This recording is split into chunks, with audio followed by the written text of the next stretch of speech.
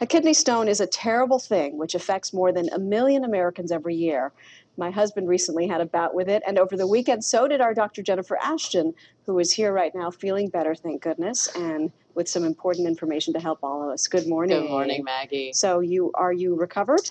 I am almost back to normal, yes. First of all, for people who don't know, what is a kidney stone? So a kidney stone is a solid deposit that comes from the minerals that are in our blood and get filtered into our urine, and they usually wind up in the kidney. And they can sit there without giving you any symptoms at all until they get dislodged and start to move down the very tiny tube called the ureter that connects the kidney to the bladder, and that's when the pain starts. Because it has to, this potentially big stone, though they vary in size, has to go through this tiny little space. Right. And when my husband had it, you were one of the people who told me it's worse than childbirth. Is it really that correct. bad? I've had 2 children and 3 kidney stones, and the kidney stones dwarfed the pain of labor and delivery. This is excruciatingly painful. You feel like the pain is going to kill you or you want to die from the pain. It's horrible. So you've had it 3 times, so you probably recognize the pain as soon as it starts. Yeah. But what if somebody has never had it? How do they know they have a kidney stone? Well, it's really classic pain, Maggie, and it typically starts in the side or the flank, one side or the other, because this is where the kidneys are, high up.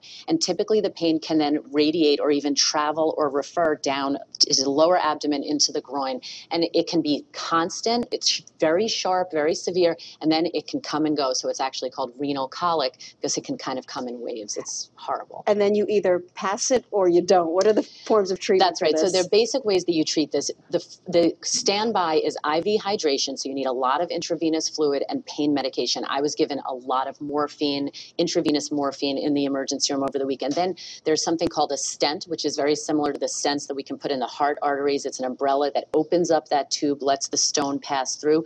Shockwave lithotripsy, where the stone is busted up into little pieces, or in severe cases, laser or surgery. But luckily, I passed mine on its own. Oh, thank goodness. And the lesson, what my husband was told over and over, is drink a lot of water so this doesn't happen doctors are to the you worst again. patients. Yes, hydration is the key. Drink a lot of water. Could it really prevent it? Sometimes medication's needed, but hydration is the most important. All right, Jen. Thank you. Glad you're okay. Bet, Let's not go for number 4. No. A lot.